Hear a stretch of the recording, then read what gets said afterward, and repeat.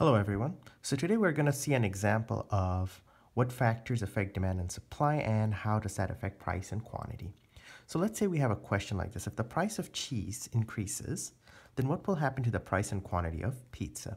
So we're going to look at how does the price of cheese, which is one of the ingredients of pizza, affect the price and quantity of a pizza being traded in the market.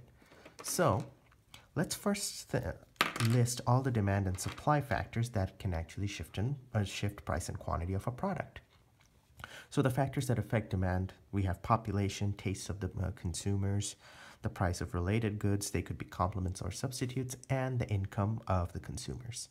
So when we have price of cheese increasing, what happens? Does that affect population of the people? Do suddenly people start eating more pizza? Well, probably not.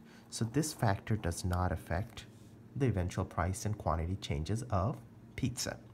Taste, well, because price of cheese is changing, people may not, well, price is not something that might affect, price of pizza may not be something that might affect the taste of people. So we are also not including this.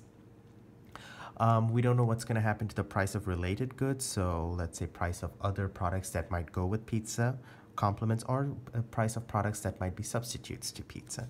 So these things also do not affect the price and quantity of pizza. Income, well, if price of cheese increases, then income of consumers in general may not change. So we have no idea about income. So none of the factors that affect demand really changed. So let's look at supply. Well, if price of cheese increases, then technology really doesn't change. So we can actually not consider that. Price of inputs. Well, cheese is an input to pizza. So if price of cheese goes up, which we are seeing, so cheese is an input, and the price is going up. So if price goes up of cheese, that means that we have something going on. So basically, the price of producing pizza will go up. If that goes up, then it's more expensive to produce 1 unit of pizza. So from here we know that yes, this is something that will affect pizza production. Expectation, well, sellers' expectation may not have changed because of changes in the price of pizza, so that's not a factor affecting it. And the number of producers, we won't suddenly see a lot of people suddenly producing pizza because there's more cheese or because cheese costs more. So this is also not a factor affecting it. So we just have one factor, which is price of inputs going up.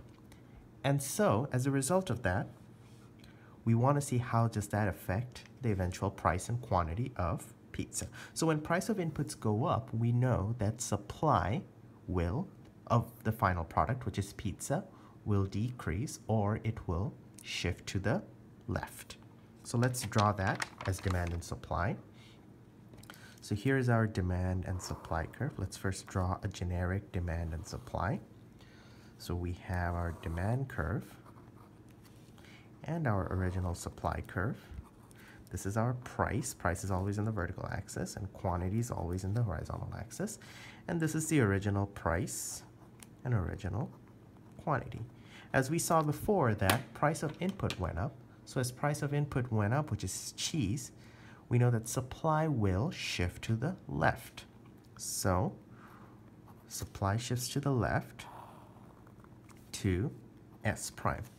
So we should write it this way: an increase in price of pizza, or sorry, of cheese, decreases supply. Let's write it full. And shifts it to S prime. Demand still stays the same, so demand stays the same.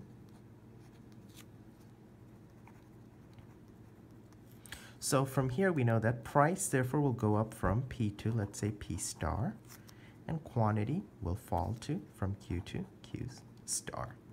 So price increases, quantity decreases. So we write it as price of pizza